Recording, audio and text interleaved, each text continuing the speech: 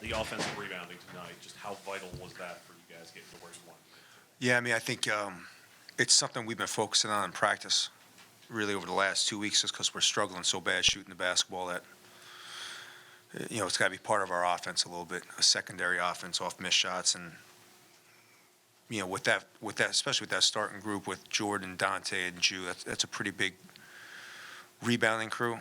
And so we have to offensive rebound right now the way we're shooting. The way that you guys were basically clearing out for Jameer there towards the end of regulation, how much of a weapon is that ultimately for you to be able to deploy in a timely fashion? Yeah, I mean, because he's our best free throw shooter. He's got great post game. He's comfortable doing it.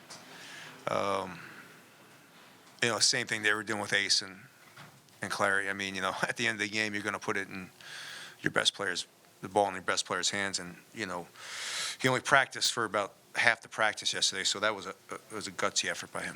And, to be able to get something from Jamie tonight with the 10 points, to get Deshaun's big bucket there in overtime. How encouraged are you from it being more than just two guys? No, I said this. I keep saying this.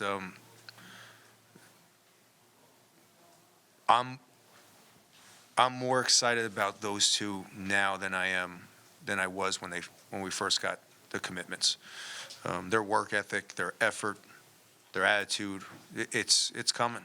Jamie's energy was awesome. Deshaun having to go against Ace and defend Ace all night, is not an easy thing to do as a freshman. So I think they're both working hard. They're both doing really good things. They were 0 for 8 in overtime. Did you feel like just throughout the game with how physical and how aggressive you were on defense that it kind of wore them down? I think Q fouling out really hurt them a little bit. I thought they got I thought he was doing a great job of really screening and rolling and putting pressure on the backside defense. And then overtime, we kind of knew that without them there, we could just switch everything, and there was no roll threat. So I thought him being out really helped us. Kevin, 52 combined foul calls in this game. Anything seem excessive to you or appropriate for the level? No, I actually thought it was a really high level ref game. And if you could speak a little bit more on Jamie's performance, it seemed like every time there was maybe a rut in scoring or just guys looking a little bit tired out there. He had a three or he had a steal. Yeah, I think that's the fun thing about seeing freshmen kind of evolve a little bit and getting confidence in him. I think he's starting to understand his role. He's like the Energizer Bunny, man. He comes in and he gives us great energy. Sometimes it hurts him on his shot because he plays so hard and he's moving, but he fits that group really well. So he's, like I said, these young guys are working really hard to kind of figure it out. I think each game they're just getting a little bit more comfortable. Hey, Coach, what did you see from Julian, from Penn State trying to defend Julian, and how did you see him adjust to it throughout the game? Yeah, I mean, I think they started off one-on-one, which, with Q, I thought they would. As they got in foul trouble, they started coming off. They were coming off Deshaun right away. I thought he did a great job of passing out of it and being patient. 41 minutes is a lot for a big guy. I thought he did a great job of just all night long, picking and choosing his spots, being physical, rebounding, and obviously making his free throws.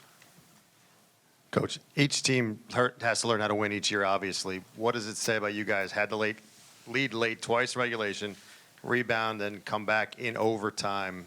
After a tough loss last week, too, what did you learn tonight about your guys? Yeah, I mean, I think Julian Reese is really developing into a heck of a leader, to be perfectly honest with you. He was the one after we went into overtime.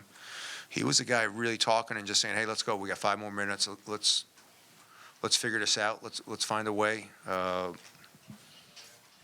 Yeah, I mean, we did some stupid things, but it was a lot of stupid things by guys that are going to learn from it and get better from it and won't do it again. That's part of having a lot of guys that haven't been in this situation before and haven't played in this league. So they'll get there. Hey, Kevin. I'm just curious, after a win like this, with all the different emotions coming out of it, are you mostly looking at, you know, the excitement and the relief of coming through with this, the things your guys did right that seem to be improving, the things you still need to fix, like what's kind of at the forefront of your mind after winning this game? Yeah, I mean, I think anytime you win a conference game, I think that's the first thing. You're just relieved that you won a conference game, but just looking at our numbers, there's really no joy right now. It's just, I'm happy we won and glad that we pulled it out. I'm happy for these kids that work so hard, but we just have a lot of stuff we have to fix. Kevin, with Maddie at this point, do you see that as a long-term issue for him? You know, Maddie's, I wouldn't walk next to Maddie. You know, he bumped knees, I mean, right before,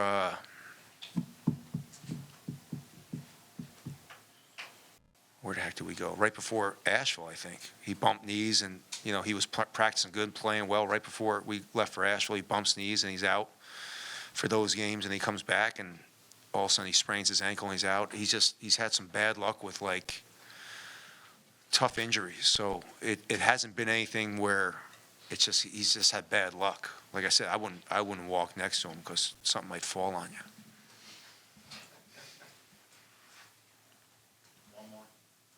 Coach, going back to Deshaun's overtime layup, how impressed were you with his ability to kind of read the open lane, especially in that crucial moment? And do you feel like that might be sort of like a breakthrough or a confidence booster for him?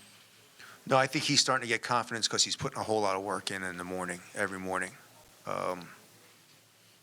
You know, like I said, he's with me every morning right now until we get this all figured out. And he's coming in every morning at 7:30. He's got a great attitude. We're putting in about a good solid 40 minutes every morning, and I think he's starting to see the results. His shot's starting to look a lot better. His free throw looked much better tonight. You know, I know he missed that one, but he goes 3 for 5. I think he's starting to get some confidence just in the fact that,